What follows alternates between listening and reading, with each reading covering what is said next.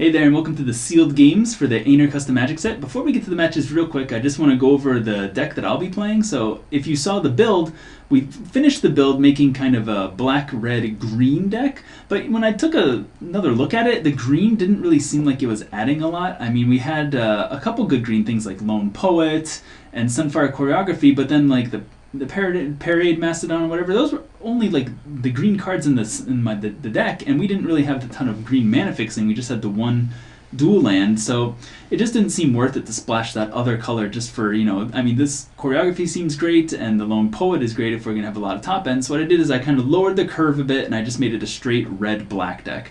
And one of the other thing that I noticed is that Carnival Sentinel just says whenever a player discards one or more cards. So yeah, that works great with Beneath the Mask if we can make our opponent discard stuff, but it also works very well with Cursus Maniac because we can just discard 5 cards, and then if our Carnival Sentinel's out, then our opponent takes 5 damage. So it's a good way to just finish the game there. I didn't really notice that synergy. So yeah, and Abbey has a really cool deck too. You didn't see us build her deck, but she has some cool stuff in it.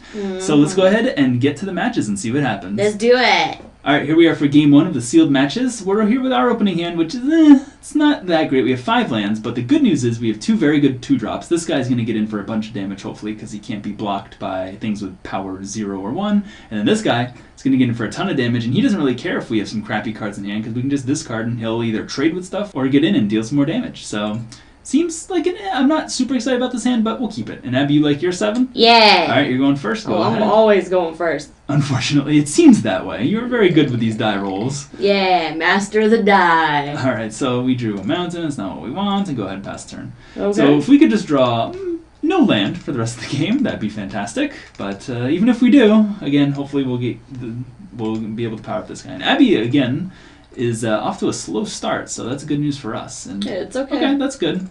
Lets us get in for more damage. So let's go ahead and play High Road Bandit and pass turn.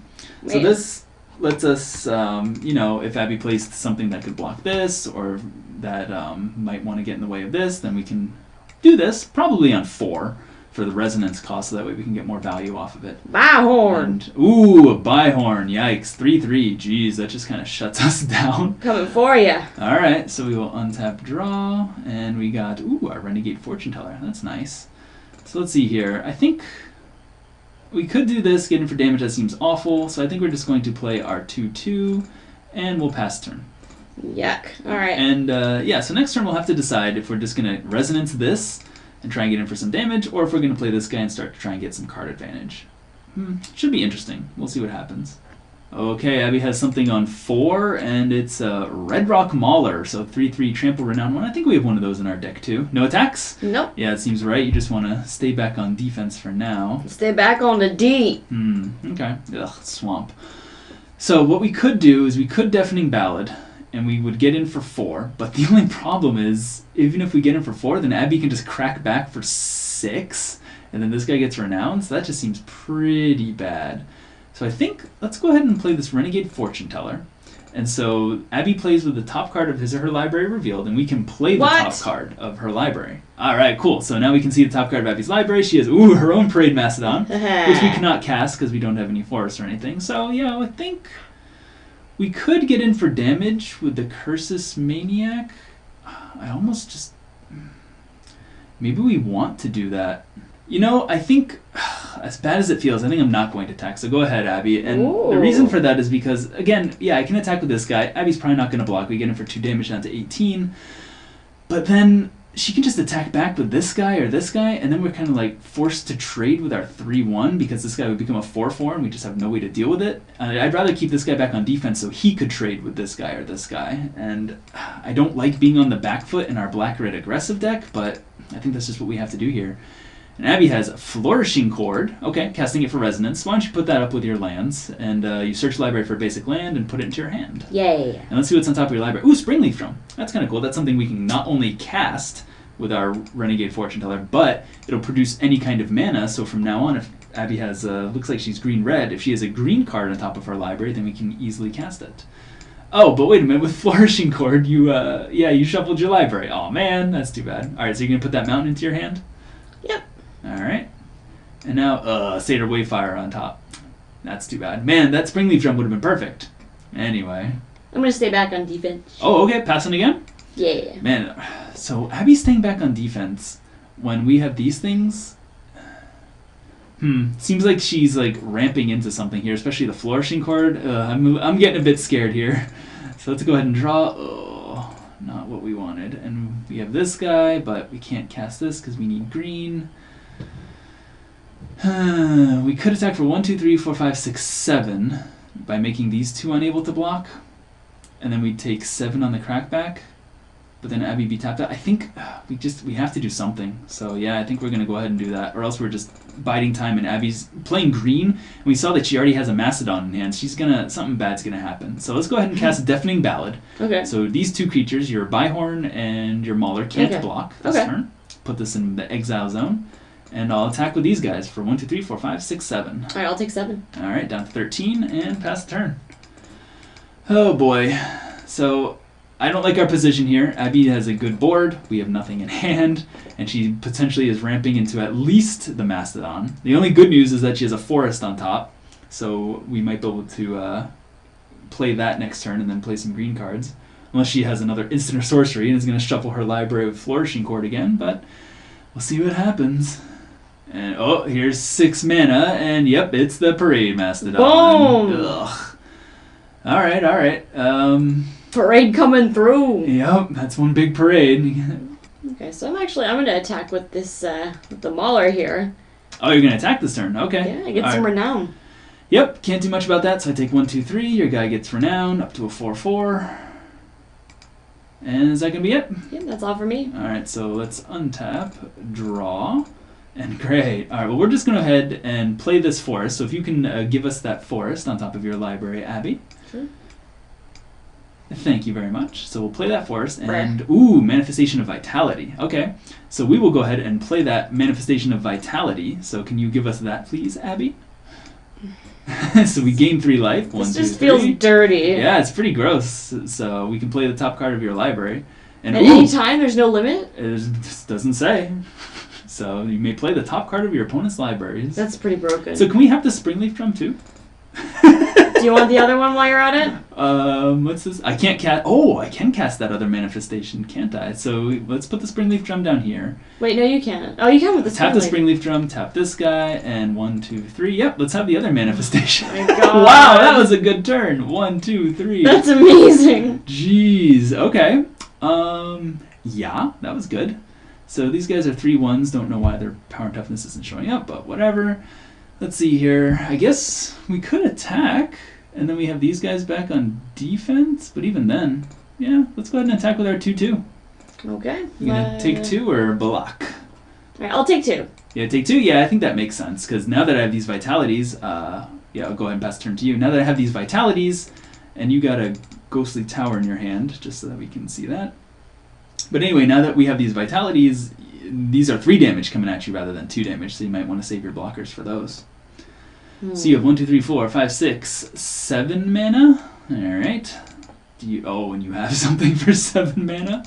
You have Star Song Dragon. Yes. So 5/5 Flying Virtuoso. When you cast a multicolored spell, if it's your turn, tap all creatures that attacked. If this phase, there's an additional combat phase, followed by an additional main phase. I thought it was followed by an additional combat phase. Wow. Well, the good news is you have a forest on top, which we're going to play, so you might get a multicolored spell next turn. And if you get an instant or sorcery that's red, then you might be able to get a multicolored spell, because you can resonance it. Interesting. I assume you're staying back on defense, though? Yeah, of course. All right. So go ahead, pass turn, and we will untap, draw, and oh, wow. Man, all of our draws are just coming up great. So, yeah, can you give us your forest, please, Abbey, that we will play with the Fortune Teller? Yeah, this Fortune Teller should just be once per turn. Yeah, that's pretty... It's pretty crazy. All right, well, now you have a mountain on top, so we can't do anything there. Played a land, so let's go ahead and we will cast Ultimate Price to destroy the dragon, and we will get Deafening Ballad for resonance on that. So we will make your Mastodon... Yeah, let's just go ahead and make the Mastodon and the Mauler unable to block this turn. So only the Byhorn can block. Okay. And yeah, let's attack with our 2/2, 3/1, and 3/1.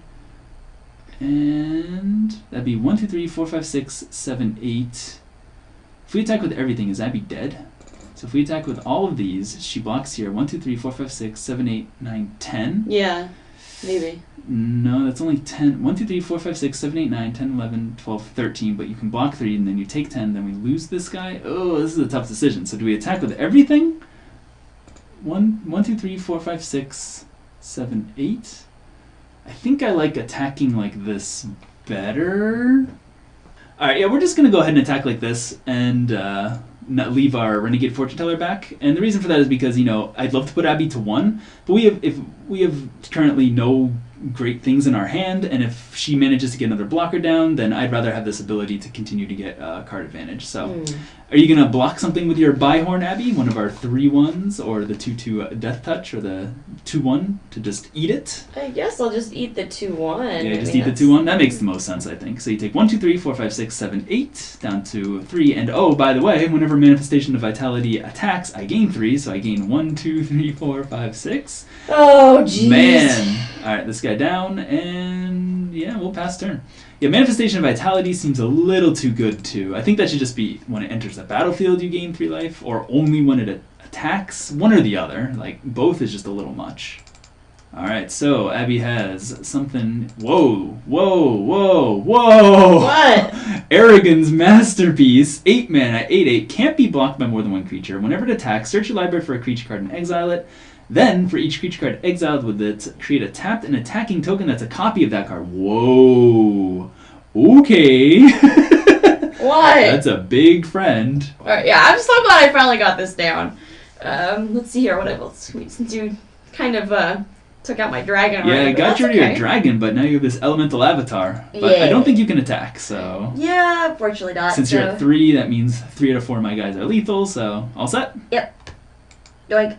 Alright, so let's untap, draw, and ooh, Carnival Sentinel, nice. So whenever a player discards 1 or more cards, deals 1 damage to them, Abbey's at, so yeah, it's we'll play Carnival Sentinel. Yep. And then we will discard 4 okay, cards to this guy to give him Death Touch 4 times, and you lose 4 life, and game over. Wow, good combo. Yay, wombo combo. Man, that was an interesting game. The where's the guy that was just insane? Yeah, the Renegade Fortune Teller. If it wasn't for him, we would have been slaughtered. Yeah, that was nuts. We would have been disgustingly slaughtered, so I'm glad he's in our deck. But anyway, let's take a quick look at sideboarding here to see if there's anything we want to bring in. Abbey has a ton of big guys. Yeah, I will say that the Fortune Teller definitely needs to be altered to say once per turn. Yeah, Fortune Teller should definitely be just once per turn. For this low, it's just... I mean, you have... I forget what it's called, but the 1 generic and 2... where's this guy? The 1 generic and 2 hybrid blue-black 2/2 flyer that lets you exile a card from your opponent's library whenever it attacks. And that's basically, you only get to do it once per turn. But this is just play a land, play an artifact, play a creature, play a creature. Pops up. It's just insane. So anyway, let's take a look if there's anything in here that we want. I want to stay away from the green cards if possible, because I want to keep us straight red-black, since I don't think there's a reason for us to go into red. Don't really care about doing this, because, I mean, Abbey didn't have anything in her graveyard. Well, we had a couple things in our graveyard, but I don't... 4-drop is just kind of expensive. If it was a 3/3 or like a 4/3, maybe, but...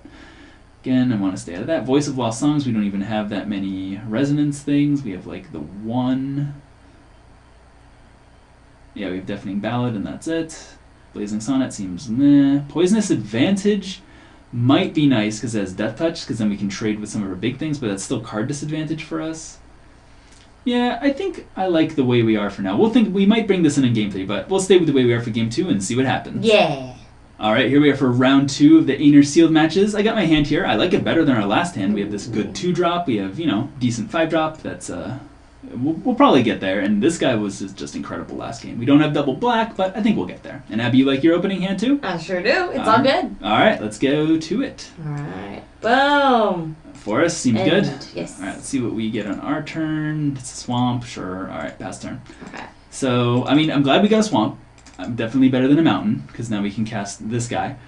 But I would like another 2-drop, 3-drop, maybe even some 1-drops, like the flyers would be nice. But we'll see what we get. Okay, 4-drop, I can live with that. So let's go ahead and play our Carnival Sentinel and pass turn. Okay. So right now we have our Alright, well, we'll see what happens, because we might just play the Satyr Brawler instead of the Fortune Teller on turn 4, and, oh, Abbey has her trusty Byhorn. Trustiest of Byhorns. Alright, so untap and draw. And anyway, the reason we might do that is because if Abbey has removal, I'd rather she did it on the Brawler first, but we'll see what happens. Alright, Membrane of Souls is fine. This guy doesn't really do much against the Byhorn, and we don't have anything on 3, so yeah, I guess we're just passing the turn. Alright. Go ahead. Let's try it. So next turn is between the Brawler and the Fortune Teller, and yeah, I think we're just going to play the Brawler because we can attack with him into the Byhorn, and if they trade, great, we're still left behind with a 1-1. And then I think then we'll follow up with this, and then maybe hopefully we'll do this one later. So because I think this one is just such a ridiculous bomb that we don't want it to die if possible. Alright, so Abbey has 4 mana, so let's see what she... Oh, 2... Ah, she has a Sunfire Choreography of her own, yep. Deals 2 damage to my Carnival Sentinel, I guess. Alright, and then you're going to add 2 mana to your mana pool? Yep, so just, I guess, 2 green. 2 green, sounds good. Yep, and then we will spend those. Sure. Uh-oh, what's this? And... Hardening Ballad and Resonance. Ooh, nice. Alright, so you're going to give your Byhorn +3/+3? Yes. Alright, so let's put your thing over in the exile area, and I assume you're attacking? Of course. And I take 1, 2, 3, 4, 5, 6 down to 14. Yikes. Hey, go ahead. So that was an interesting turn from Abbey. Just, I guess you wanted to kill my guy and make use of that mana. Yeah, so. kill your guy and get some beats in. You know how it is. Alright, well, let's see here. We got Curse's Maniac, which is fine. I'm actually not too sad that that happened because it's getting some removal out of your hand, and we'll play the Brawler. Okay. And we will make a Satyr. Okay. So go ahead. Alright. So we might... well, we'll see what happens here. Alright, so we'll see what happens, but Abbey has... Oh, Inner Flame! No! Yeah, it's so fiery! So this thing is +2/-2, so it dies, and when it dies, it deals 2 damage to target player. I assume you're going to deal it to me. Yep. So I'm down to 12. Yikes. And you're coming in with your Byhorn beats? Byhorn beats! Oh, this is not good. Alright, well... Do we block and save 3 life here? I mean, Abbey still has this, so yeah, we'll just take 1, 2, 3. I would rather chump block when she triggers this thing, so... All set? Yep. Alright, so we'll untap, draw. Okay, we can't use that on the Byhorn because it's not mono-colored. But we do have this guy, so let's go ahead and play Curse... Oh, no. Well, here's what we'll do. We will go to our second main phase, and then we will play Cursus Mongrel. Okay. So that way we don't have to attack with him, and because it says he attacks each turn if able, but we want to keep him back on defense for 1 turn. And I think we'll keep back the Satyr too, just in case. So go ahead and end the turn. Okay. In case Abbey has like a kill spell for this, and then she triggers this, we want to be able to chump block with this guy and not go down to like 3 or whatever. Alright, so Abbey has something here for 4. Oh, it's Fiery Bolero. That's a good resonance card. Yep. So, okay, so wait a minute. So if you cast your next instant or sorcery spell, so I think it still triggers resonance. So you still get +3/+3 from your Heartening Ballad. Yep. So let's put Heartening Ballad into your graveyard. Okay. And so I assume you're giving your Byhorn +3/+3. Yep, I'll pump the Byhorn. All right, and then Bolero deals 3 damage to Mongrel. Yup, Mongrel down, and Bolero now is exiled. So wow, jeez, these resonance cards are good for you. Yeah, that's pretty nuts. All right, you attacking with your 6/6. Yeah. All right, we're just gonna obviously chump block there. That's the reason we kept our Satyr back, and now we're all set. Go ahead. Oh boy, untap, draw. So Inner Flame, that does not kill it. Inner Price also does not kill it. Membrane of Souls. Man, Byhorn for the win. Yeah, Jeez. jeez. I'd like to play this, but if we play this, then we might just have to end up trading with this guy, and I really don't want to do that. And if we play this guy, then yeah, sure, we could discard a card to trade, but what are we going to discard? All of our cards are really good. I guess we could discard this Inner Flame since most of Abbey's stuff is big. But then if Abbey has a way to trigger this, then our guy's going to die anyway. Of course, that's the same thing with this, so yikes. This is not easy. Alright, I think, yeah, what we're going to do here is we're going to play the Cursus Maniac and just hope and pray, pass the turn, that Abbey doesn't have a way to trigger this resonance, and that we can block and discard Inner Flame. And the reason we're going to play the Cursus Maniac over this guy is because now that we have to discard a decent card, the only way we're going to really get back in this game is if we can get some decent card advantage off the top of Abbey's library. So, alright, so let's see what Abbey has here. Hopefully, again, nothing that can kill our blocker. Voice of Lost Songs. Alright, enters the battlefield, return target card with a resonance from your graveyard. Ah, yes, so you get Heartening Ballad back to your hand. And oh no, I think I see what's going to happen here. So, yeah, I think I see what's happening here. So each spell you cast for its resonance costs 1 less to cast. So this means its resonance is only 3. Yep. So you're going to resonate this, and you're giving your Byhorn +3/+3. Yep. And that triggers your Fiery Bolero. Which will kill your Maniac. So let's put that in your graveyard. Kills my Maniac, can't do anything. And you're attacking for 6. Wow. That's 1, 2, crazy. 3, 4, 5, 6, down to 3, Yep. all set. Alright. Man, these resonance, it's kind of cool. It's kind of like a dance, you know? Very musical and artsy like that. And you can choreograph it. Got to appreciate it while it's killing me here. Mm. So, I guess we're just playing Membrane of Souls. Yep, it's the only thing we can do. So we'll play Membrane of Souls, make some spirits. Ah. So many spirits. So we got some spirits here to block, and we'll pass the turn. Alright. We're at 3 though, so it's not looking good for us. Alright, so Abby's doing something. Yep. She has Tail of Lone Hunter. Oh god, that's one of the cards that we wanted in our deck. So I'm going to have it fight your Membrane. So you can have your 3/3 fight my 0/3, sure, 0/3 down. Yep, And and that activates Heartening Ballad, I think. Yep, it does. So who you giving +3/+3 to? Yeah, so I'm going to give +3/+3 to the Byhorn. Byhorn 6/6, yep. Oh god. And then finally we're going to come for some beats. Yep, attack with both, makes sense. So we have to at least block 1 on the 6/6. Okay. And if we could block here too, but we'll just take 2 from the voice. Whoa, Is okay. that alright? Alright. Spirit down. We just want more chump blocks, basically. Okay. And, post-combat you have something too?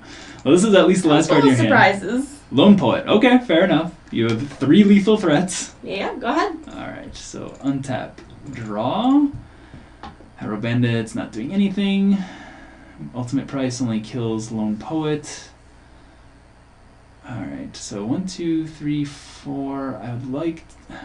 Man, this is not good for us. But we'll go 1, 2, 3, and we'll do Inner Flame, our own Inner Flame, and we will put it on Lone Poet to kill it. Oh, my poor poet. Deal 2 damage to you, down to 18. Alright. And then we'll play High Road Bandit as a blocker, and say go. Fascinating, this game. Yeah, it's you've been beating us down with resonance. Oh my god, it's just disgusting. Yeah. And you have Manifestation of Vitality, sure, gain 3 life, up to 21. Coming in for attacks. Yes, of course. Oh boy.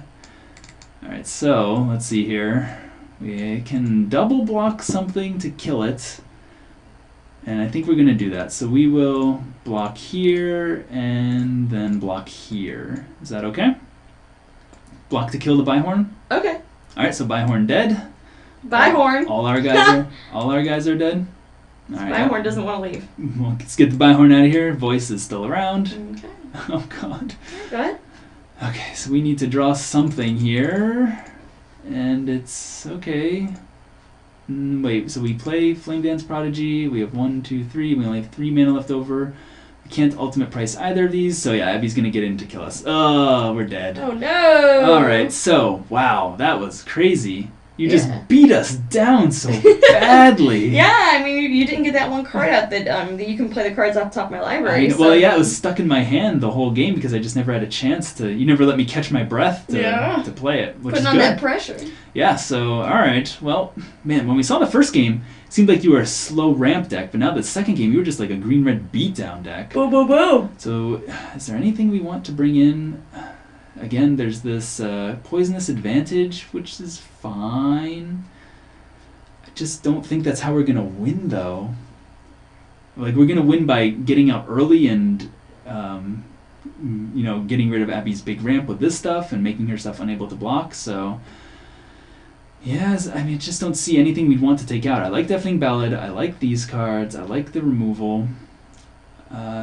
This is basically just going to be better than Poisonous Advantage because it can just deal 2 damage straight to Abbey. It's decent reach.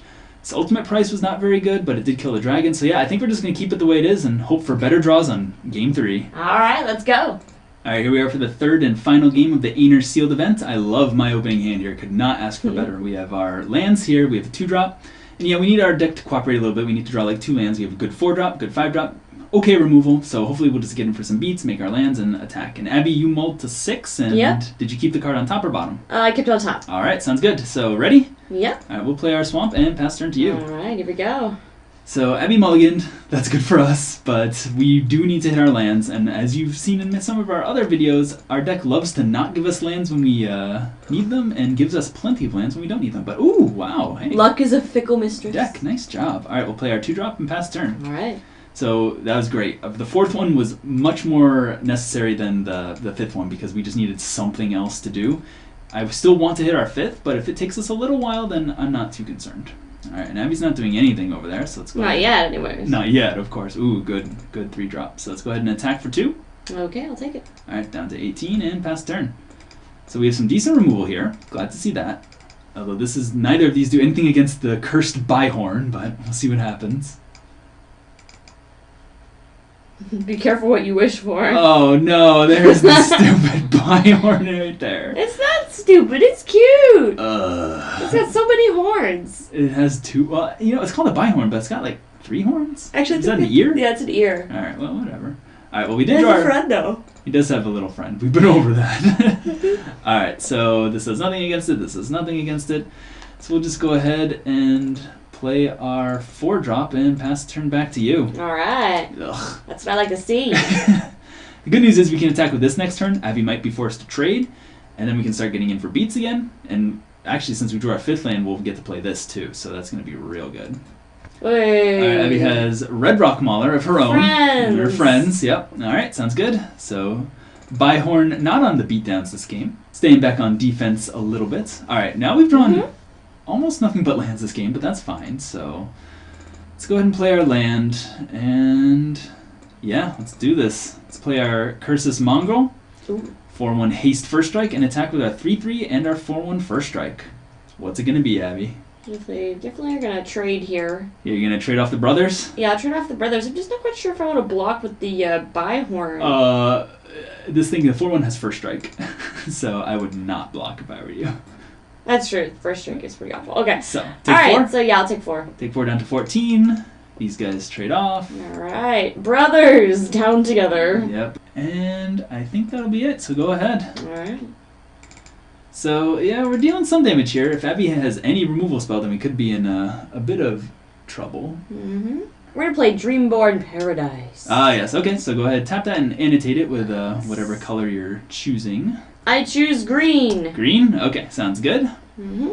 And Byhorn staying back, I assume. Yep. All Byhorn right. is staying back on defense, and that's gonna pass the turn, say go. Ooh, okay. Interesting. The plot thickens. Untap, draw. Ooh, we got this thing. So let's go ahead and play our mountain. So Abbey didn't do anything here. That really signals that there's a trick or something, but we can't really play around it because this has to attack each turn if able.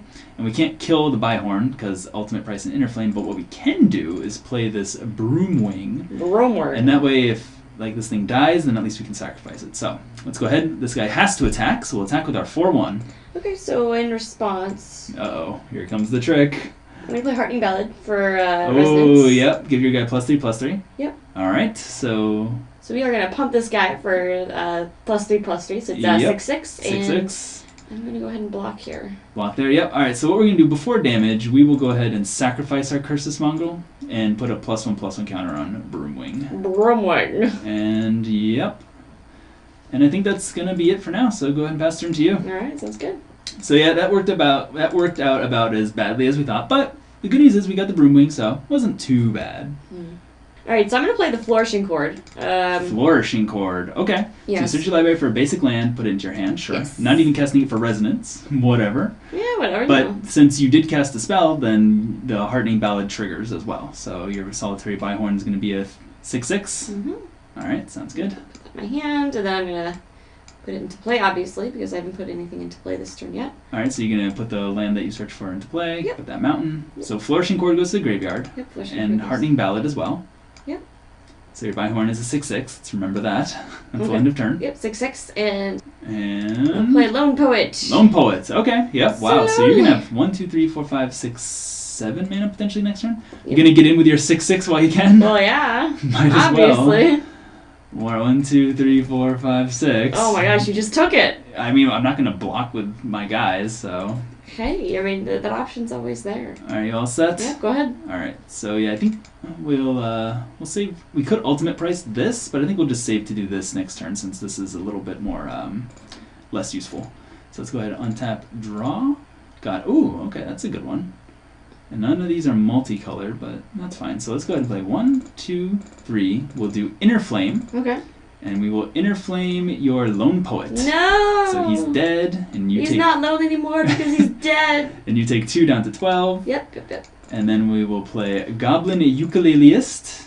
Ooh, so fancy. And we will attack with everyone. Okay, for so 1, 2, 3, 4, 5. 5 damage, down to 7.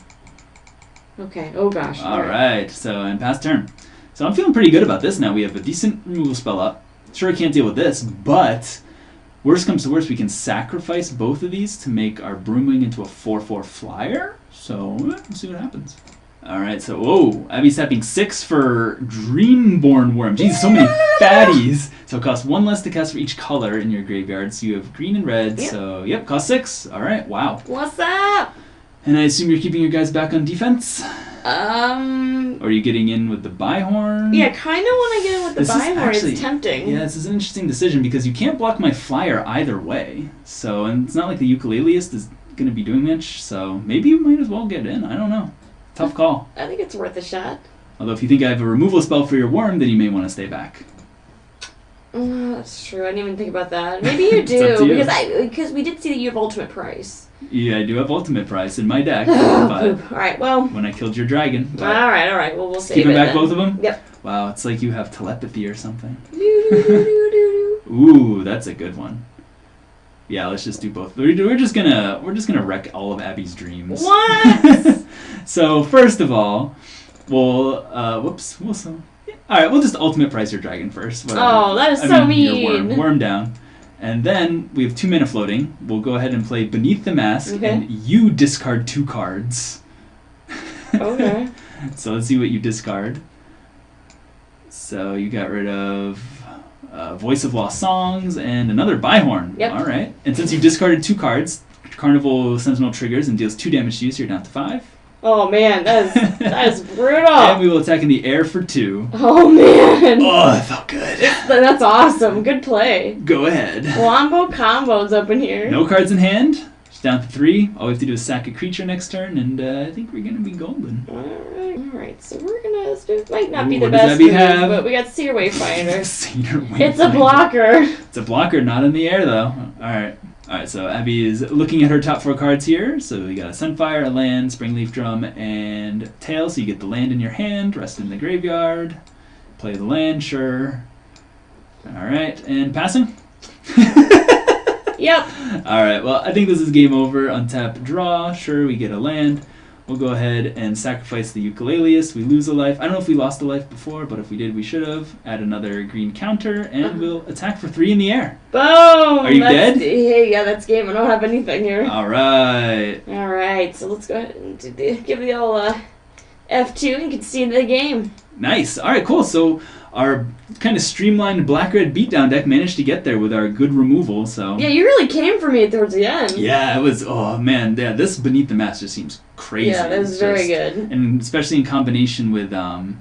Where's our Carnival Sentinel? Oof, just dealing damage. And yeah, even those Broomwings, that was pretty good. I was pleasantly surprised by that. So I really liked our deck here. What did you think about the decks and the games, Abbey? I thought they bounced off of each other pretty well, and all the games were pretty fun and neat. I mean, it was pretty much either like one of us was beating face every game. So yeah, it was very aggressive. Yeah. So I mean, like, yeah, in the first game I kind of was aggressive on you, and then the second game you were just so aggressive on me, and then in the third game here it was just disgusting. But yeah, they were fun games, but they were very aggressive, which you wouldn't really expect from such a multicolored set. So That's true. It just seems like there's too many colors and too many like different things that would... Well, yeah, because it's interesting because usually a multicolored set like this, especially with all these multicolored cards, really wants you to play a bunch of colors. And in order to play a bunch of colors, usually you have to be a slower deck with lands that come into play tapped.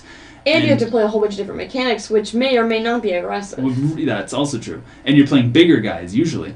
because when you want to play an aggressive deck, you want to play either just 1 or 2 colors, be as streamlined as possible, as low to the ground, 2 drops, 3 drops, whatever. So it's just kind of a very interesting tension in the set that, it seems like the aggressive decks are very powerful, but at the same time it wants you to play lots of colors. So very interesting. You could cut the tension with a Stoneforge blade. Something like that. Alright, so anyway, Abby and I will take what we've learned in these exhibitions and these seal games, and we will be doing a draft of Aenyr next time. So we'll look forward to seeing you then. See you then.